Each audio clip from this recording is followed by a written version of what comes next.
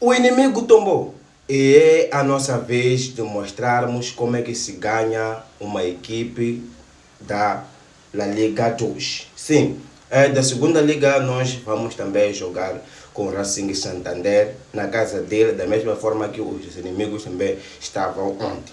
Bom, é um jogo que nós não vamos entrar com o espírito de querer poupar os jogadores. Nós entramos com tudo que nós tivemos para acabar, porque não existe uma equipinha, não existe uma equipa grande.